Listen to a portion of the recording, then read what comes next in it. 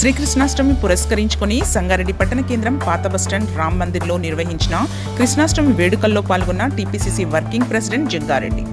ప్రత్యేక పూజలు నిర్వహించి డోల్ కొడుతూ భజన పాటలు పాడిన జగ్గారెడ్డి అనంతరం గోపికాకృష్ణ వేషధారణలో ఉన్న చిన్నారులతో కలిసి ఉత్సాహంగా ఉట్టి కొడుతూ డాన్సులు వేసిన జగ్గారెడ్డి. ఈ వేడుకల్లో తోపాజీ అనంతకృష్ణ, కూను సంతోష్, సుధాకర్తో పాటు ఆలయ కమిటీ సభ్యులు పెద్ద సంఖ్యలో పట్టణ ప్రజలు పాల్గొన్నారు.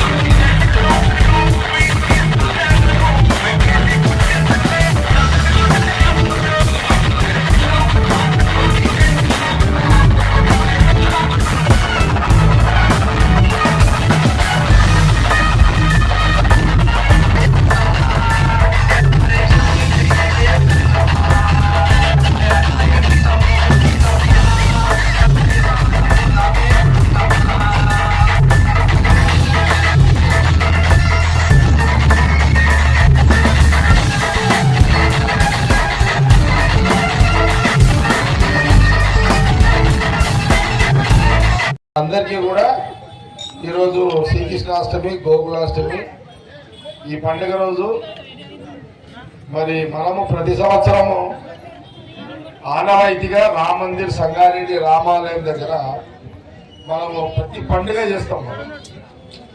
ప్రతి పండుగ అంటే ఈరోజు గోకులాష్టమి ఈనాడు కొత్తగా చేసేది కాదు, పూర్వం నుంచి కూడా అదే సపోర్ట్.